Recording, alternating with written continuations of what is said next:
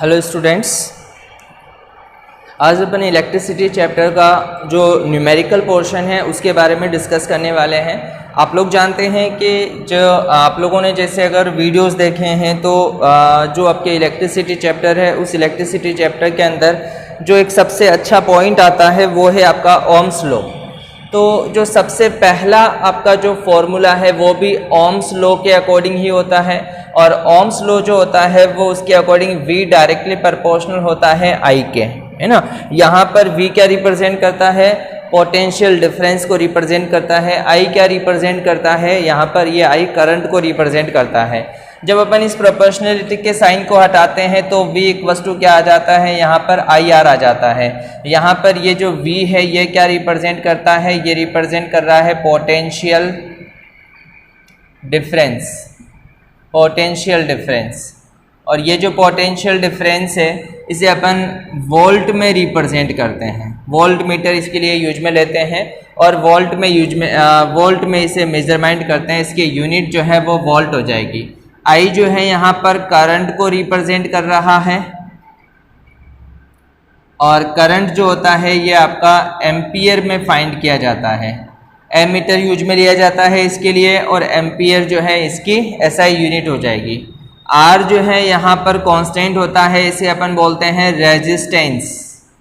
ये रेजिस्टेंस है और इसके लिए जो है ओम्स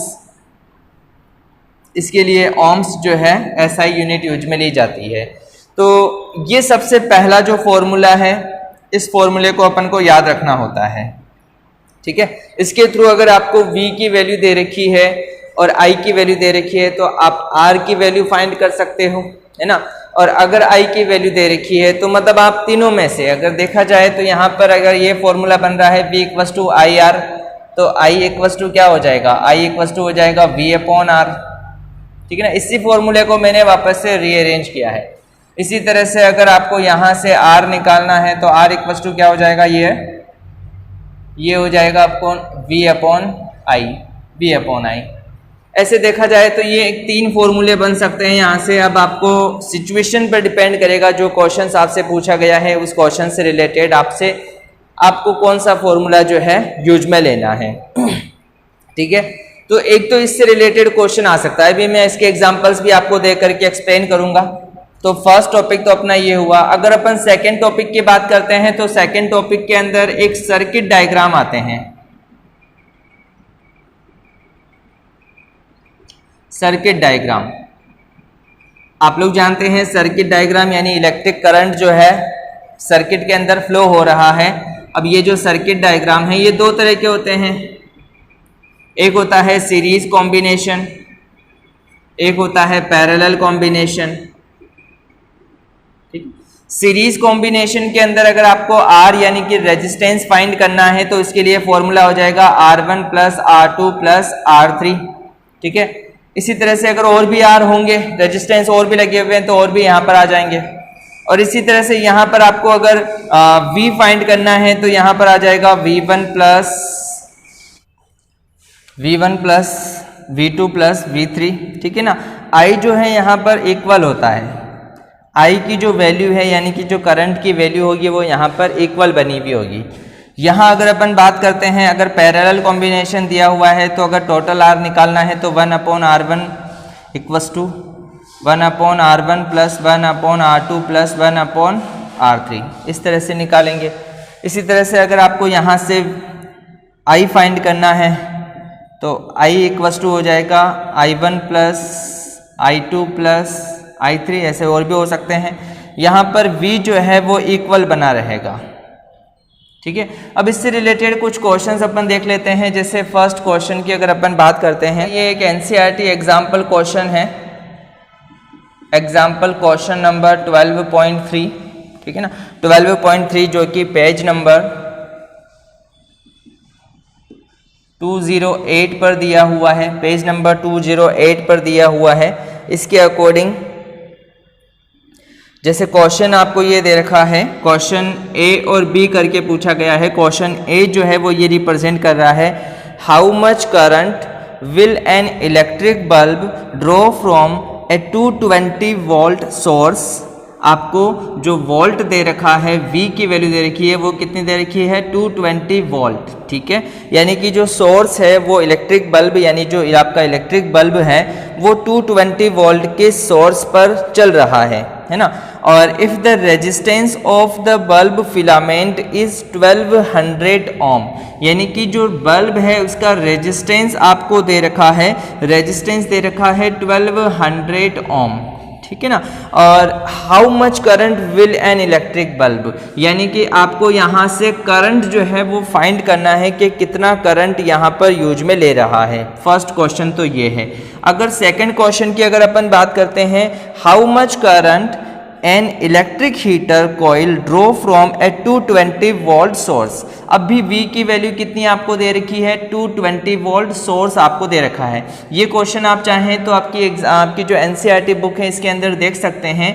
NCERT बुक के अंदर जो आपका इलेक्ट्रिसिटी चैप्टर है उसमें एग्जाम्पल नंबर 2.3 है, ये पेज नंबर 208 पर है और मैं इनकी वैल्यूज़ यहाँ पे लिख रहा हूँ और इसकी लैंग्वेज भी मैं आपको बोल के बता रहा हूँ कि electric heater coil draw from A 220 volt, यानी दूसरा जो यहाँ पर तो एक बल्ब है और यहाँ पर एक इलेक्ट्रिक हीटर है, ठीक है ना। ये दोनों चीज़ें हैं। यहाँ पर इलेक्ट्रिक बल्ब है जिसके लिए वोल्टेज की वैल्यू कितनी दे रखी है 220 वोल्ट और रेजिस्टेंस की वैल्यू इतनी दे रखी है, करंट आपको फाइंड करना है, ठीक है। इसी तरह से यहाँ पर V जो है यहाँ पर दिया हुआ है, हीटर के लिए 220 वोल्ट दिया हुआ है और इफ़ द रेजिस्टेंस R जो दिया हुआ है वो दिया हुआ है 100 ओम आपको दिया हुआ है।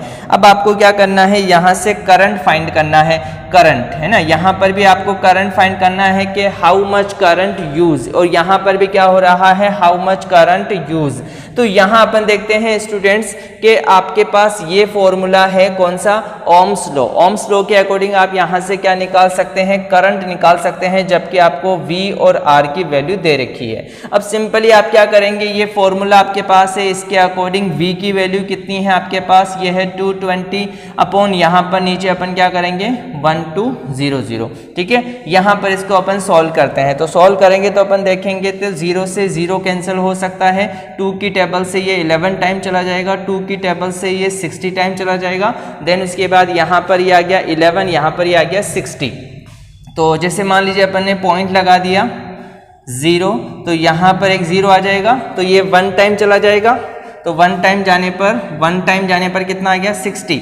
तो यहाँ पर आपके पास 110 है, इसमें से 60 को माइनस करेंगे तो कितना आ जाएगा आपके पास 50 आ जाएगा, ठीक है। अब एक 0 और लगा देते हैं। अब यहाँ पर अपन देखते हैं तो 8 टाइम और चला जाएगा तो ये कितना आ जाएगा 480 आ जाएगा, ठीक है। तो ये 8 टाइम और चला जाएगा तो कितना आ जाएगा 480 आ जाएगा। अब यहाँ से कितना बचेगा 20 बचेगा। तो ऐसे कंटिन्यू जो है ये पॉइंट्स के अंदर आंसर आपके चलते रहेंगे, लेकिन आपको 2 डिजिट तक आपको आंसर निकाल लेना है। तो यहाँ पर 0.18 जो आया है ये क्या है एम्पियर है, क्यों, क्योंकि यहाँ पर ये करंट को रिप्रेजेंट कर रहा है, ठीक है। इसी तरह से अगर अपन बात करते हैं यहाँ, तो यहाँ पर अपन सोल्व करेंगे तो V की वैल्यू कितनी दे रखी है, V की वैल्यू है 220 वोल्ट, ठीक है। देन उसके बाद R की वैल्यू कितनी है, R की वैल्यू है 100, तो यहाँ से एक 0 से 0 कैंसिल हो जाएगा और यहाँ पर ये आ जाएगा आपका 2.2 एम्पियर और यहाँ पर कितना आया है आपका 0.18 एम्पियर। तो इस तरह से अगर क्वेश्चन के अंदर आप लोगों को V की वैल्यू या R की वैल्यू दे रखी है, दोनों की वैल्यू दे रखी है, और I यानी कि हाउ मच करंट यूज, तो आप जो है यहाँ से करंट फाइंड कर सकते हैं। अगर यही फॉर्मूले के अंदर आपको R पूछ लिया होता तो आप R भी निकाल सकते थे। इसी फॉर्मूले के अंदर आपसे अगर V पूछ लिया जाता तो आप इसे V भी निकाल सकते हो, ठीक है ना। चलिए उसके बाद देखिए, अगर इसी पेज पर 12.4 इसके जस्ट बाद में एक क्वेश्चन है जो कि है 12.4, ठीक है ना। उसके ऊपर भी एक क्वेश्चन दिया हुआ है 12.4 में, जिसमें आपको ये दिया हुआ है the potential difference between the terminals of an electric heater, यानी कि आपको क्या दे रखा है, वापस से एक इलेक्ट्रिक हीटर दिया हुआ है क्वेश्चन के अंदर, जिसके अंदर पोटेंशियल डिफरेंस, जिसके लिए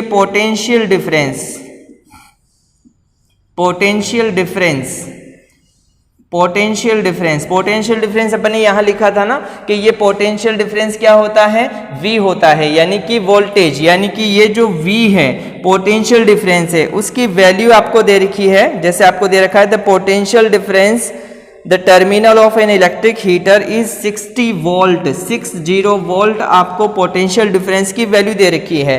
देन उसके बाद आगे इसमें दिया हुआ है when it draw a circuit of current of 4 ampere, यानी कि करंट I की जो वैल्यू है वो कितनी है 4 एम्पियर आपको दे रखी है, ठीक है। देन उसके बाद इसी में continue from a source what current will be the heater draw if the potential difference is increased to 120 volt, यानी क्या कर दिया जाए, अगर V की वैल्यू 160 वोल्ट कर दिया जाए तो करंट कितना हो जाएगा, ये आपसे पूछ रहा है कि करंट कितना हो जाएगा, ठीक है ना। तो यहां से आप क्या करेंगे, यहां से अब देखिए इस क्वेश्चन के अंदर, इस क्वेश्चन में आपको क्या दे रखा है, सबसे पहली बात इलेक्ट्रिक हीटर आपके पास एक डिवाइस है जिसके लिए पोटेंशियल डिफरेंस V की वैल्यू दे रखी है 60 वोल्ट। देन उसके बाद I करंट जो है वो दिया हुआ है 4 एम्पियर। और दूसरा अगर इसी के अंदर आपको बताया गया है, इसी के अंदर क्या कर दिया जाए, अगर जो वोल्टेज है उसको इंक्रीज करके 120 वोल्ट कर दिया जाए तो आपको बताना है कि उस टाइम पर I की वैल्यू कितनी होगी, यानी कि करंट कितना होगा। तो इसके लिए देखिए स्टूडेंट्स, आपके पास कभी भी जैसे ये जो फॉर्मूले हैं, इन फॉर्मूले से अगर अपन बात करते हैं तो देखो पहले V की वैल्यू दे रखी है, I की वैल्यू दे रखी है, ठीक है ना। तो फर्स्ट वाले केस में अगर अपन R की वैल्यू निकाल लेते हैं तो फर्स्ट वाले केस में R की वैल्यू निकालने के लिए अपन क्या करेंगे, R equals to V upon I, ठीक है ना। तो यहाँ पर R इक्वल्स टू क्या हो जाएगा, V अपॉन I हो जाएगा। तो V की वैल्यू कितनी है, यहाँ पर 60 है, I की वैल्यू कितनी है 4 है, तो यहाँ पर ये कितने टाइम हो जाएगा कैंसिल,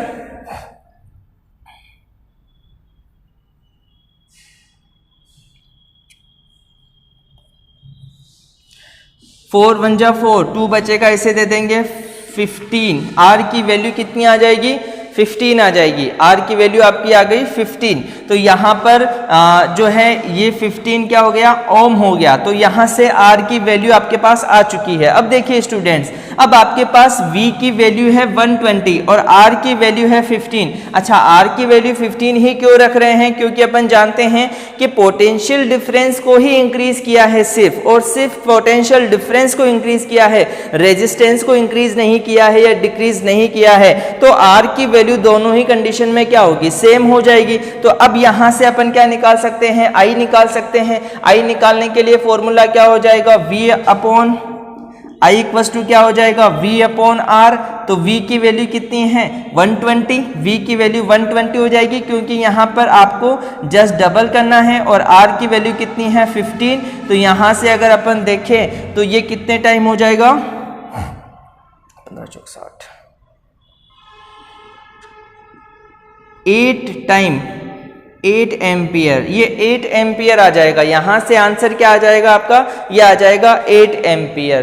तो इस तरह से स्टूडेंट्स आप ये क्वेश्चंस हैं, इन क्वेश्चंस की प्रैक्टिस कर सकते हैं, बहुत आसान है। बस ये फॉर्मूला आपको याद रखना है, ओम्स लॉ, जिसके अकॉर्डिंग अपन इनको सॉल्व कर सकते हैं। देखिए आप लोग इस चीज को अब एक बार, एक क्वेश्चन और दे रखा है पेज नंबर 12.5। सो इसी पे पेज नंबर 206 के ऊपर ही 208 के ऊपर ही एक और एग्जाम्पल दिया हुआ है 12.5। ये थोड़ा सा डिफरेंट है स्टूडेंट्स। इसके लिए मैं पहले आपको एक फॉर्मूला बता देता हूं कि यहाँ पर एक फॉर्मूला होता है R equals to rho L upon A, rho L upon A हो जाता है, ठीक है ना। यहाँ पर ये जो R है ये किसे रिप्रेजेंट करता है, ये रिप्रेजेंट करता है रेजिस्टेंस को।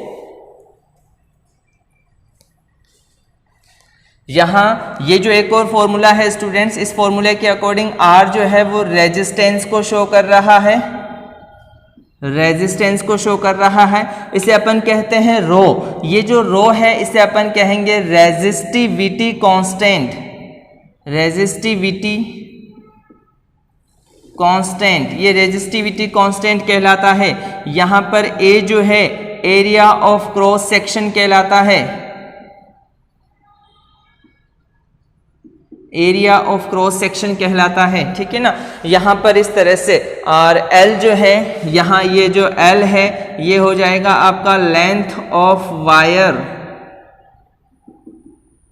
लेंथ ऑफ वायर, ठीक है ना। तो इस तरह से अपन क्या कर सकते हैं, एक फॉर्मूला अपने पास ये भी आता है जहां से अपन रेजिस्टेंस फाइंड कर सकते हैं। क्या दे रखा हो, अगर आपको लेंथ दे रखी हो, एरिया ऑफ क्रॉस सेक्शन दे रखा हो और रेजिस्टिविटी कांस्टेंट की वैल्यू आपको दे रखी हो, जिसे अपन स्पेसिफिक रेजिस्टेंस भी कहते हैं, ठीक है ना। अब जैसे ये क्वेश्चन है 12.5, आप लोग पढ़िए अपनी बुक के अंदर 12.5, जिसके according resistance of a metal wire of length 1 metre, ठीक है ना। यानी कि लेंथ कितनी दे रखी है, लेंथ दे रखी है 1 मीटर। एक रेजिस्टेंस है, resistance of metal wire of length 1 metre is 26 ohm, है ना। यानी कि जो R की वैल्यू दे रखी है वो कितनी दे रखी है, 26 ओम दे रखी है।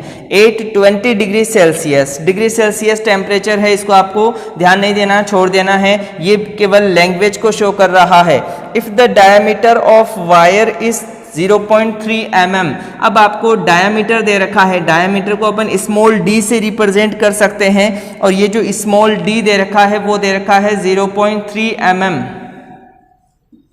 0.3 mm आपको दे रखा है, ठीक है। देन उसके बाद अगर अपन बात करते हैं यहाँ पर what will be the resistivity of the metal, यानी कि रो जो है रेजिस्टिविटी कांस्टेंट या रेजिस्टिविटी आपको फाइंड करनी है, ठीक है ना।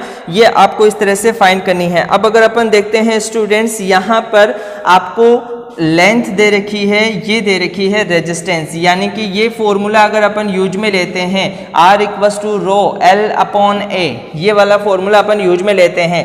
R की वैल्यू आपको दे रखी है, रो की वैल्यू आपको फाइंड करनी है, L की वैल्यू आपको दे रखी है और A की वैल्यू आपको नहीं दी हुई है। लेकिन एक बात आपको याद रखना है कि A इक्वस टू होता है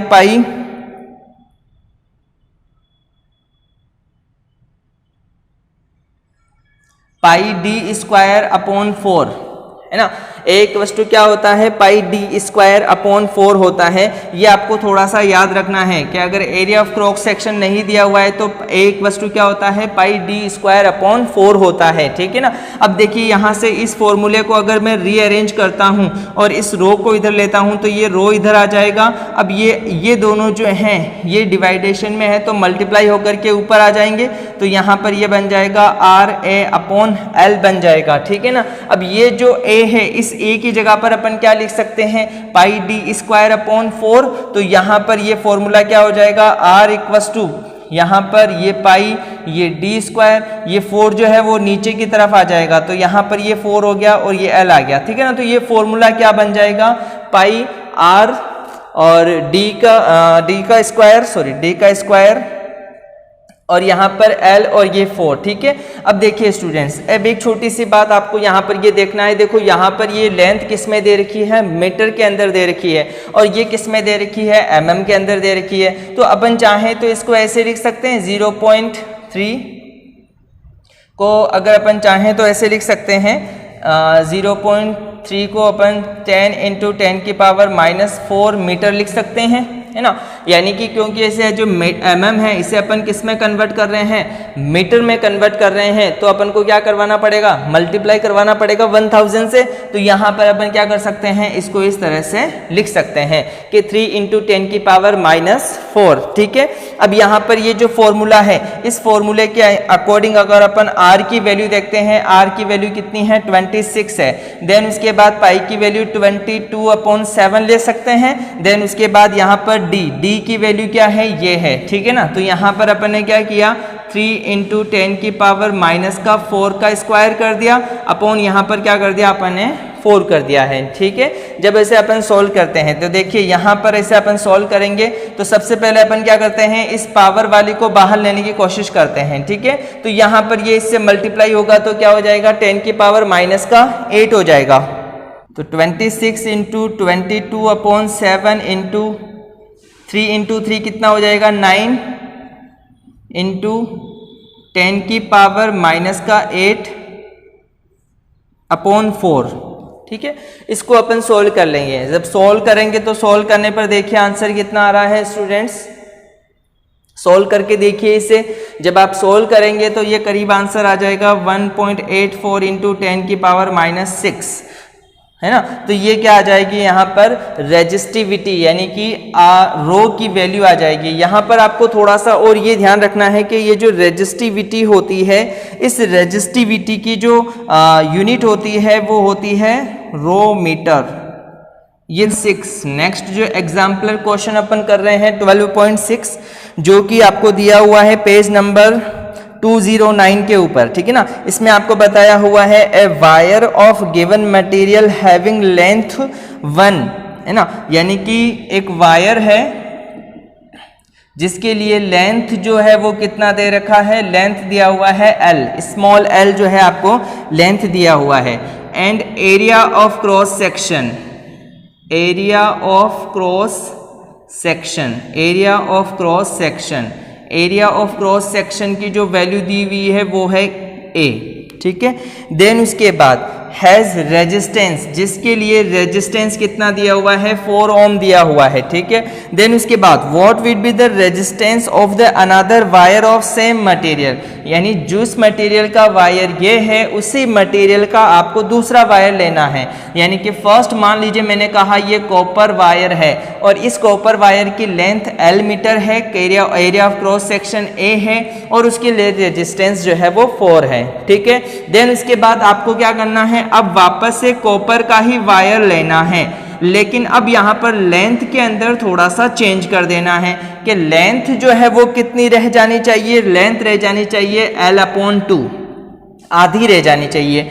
और इसी तरह से जो एरिया ऑफ क्रॉस सेक्शन है, area of cross section, area of cross section जो है वो 2A हो जाना चाहिए, यानी कि जस्ट इसके डबल हो जाना चाहिए। देखो पहले जो वायर था उस वायर के लिए जो लेंथ है वो दे रखी है small l, area of cross section दिया हुआ है A, तब रेजिस्टेंस कितना है 4 ओम है। अब आपने क्या किया, सेम मटेरियल का वायर लिया है लेकिन लेंथ को क्या कर दिया है L/2 कर दिया है और एरिया ऑफ क्रॉस सेक्शन को क्या कर दिया है, डबल कर दिया है, 2A कर दिया है। अब आपको रेजिस्टेंस जो है फाइंड करना है। तो इसके लिए देखिए, आप लोग जानते हैं कि अगर आपके पास रेजिस्टेंस आपको निकालना है तो रेजिस्टेंस के लिए आपके पास फॉर्मूला क्या है, रो L/A, ठीक है ना,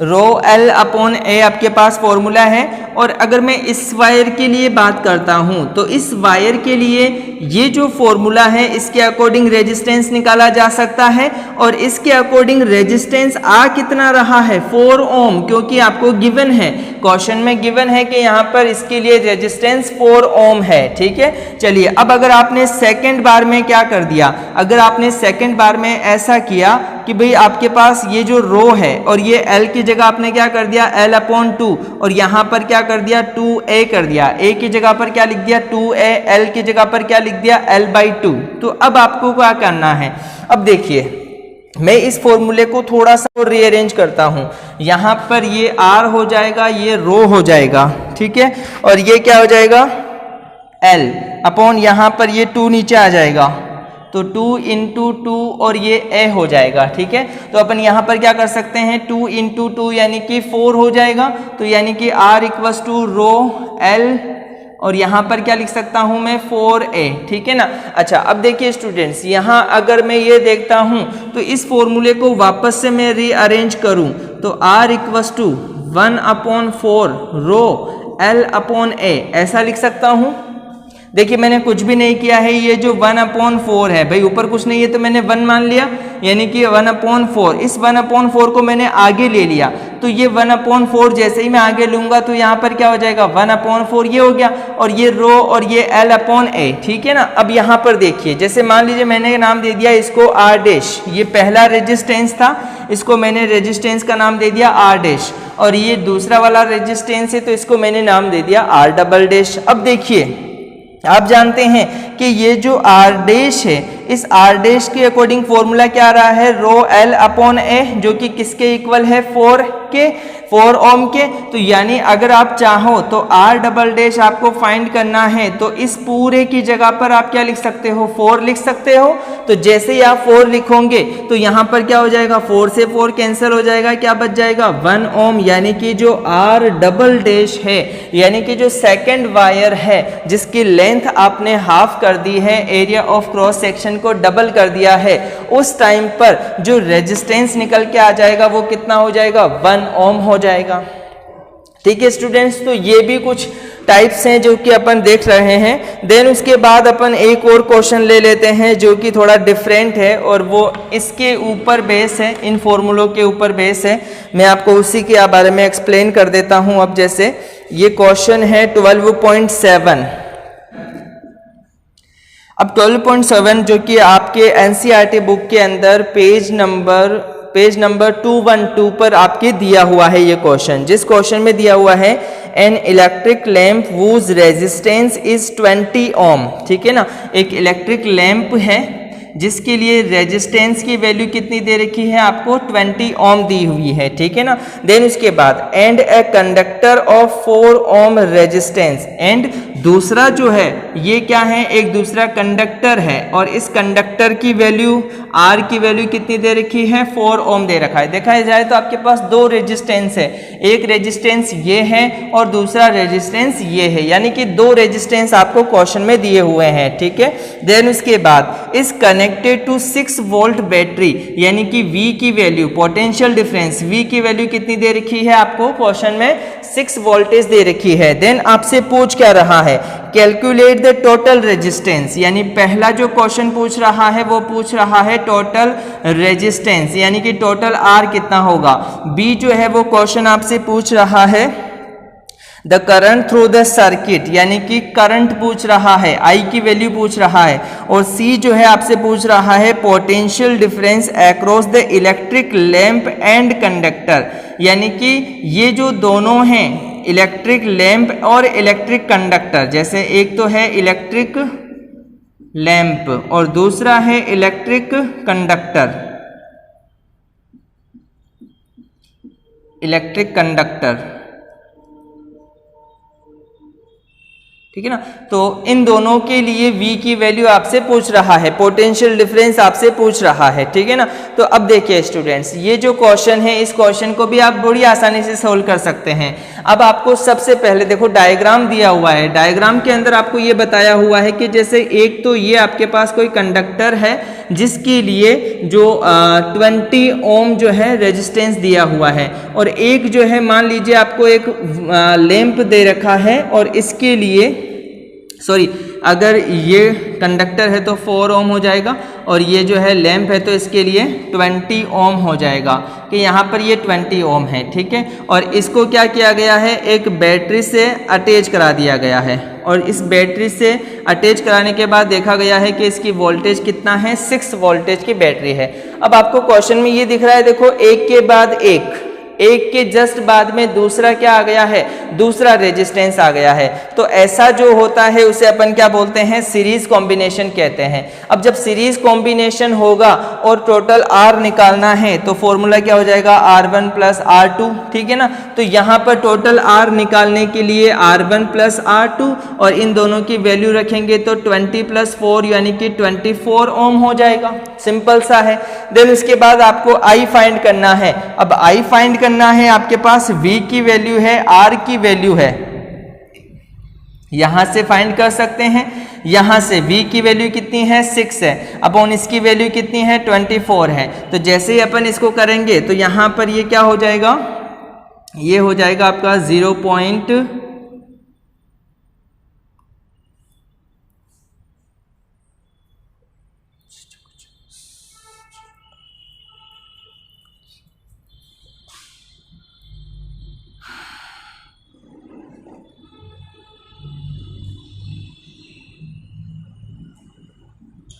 ये 0.2 के आसपास आ जाएगा, ठीक है ना। तो यानी कि अगर अपन देखें तो यहाँ पर 0.2 एम्पियर के आसपास जो हो जाएगी इसकी क्या हो जाएगी, करंट हो जाएगी। और इलेक्ट्रिक लैंप और इलेक्ट्रिक कंडक्टर दोनों के यहाँ पर V यानी कि वोल्टेज आपको फाइंड करने हैं। जैसे मान लीजिए मैंने कह दिया कि यहाँ दोनों जगह वोल्ट मीटर लगे हुए हैं, अब आपको क्या फाइंड करना है, V फाइंड करना है। तो देखिए आपके पास सिंपली I आ चुका है, I की वैल्यू आपके पास आ चुकी है 0.2 एम्पियर। और अगर मैं बात करूं यहाँ पर आपको अगर V निकालना है तो R की वैल्यू आपके पास कितनी है, 4 ओम है, ठीक है ना। तो यहाँ से आप क्या निकाल सकते हो, V फाइंड कर सकते हो। बिल्कुल सिंपल सा फॉर्मूला है V फाइंड करने के लिए, V इक्वल्स टू क्या होता है, IR। तो ये फॉर्मूला आप यहाँ लगा सकते हैं।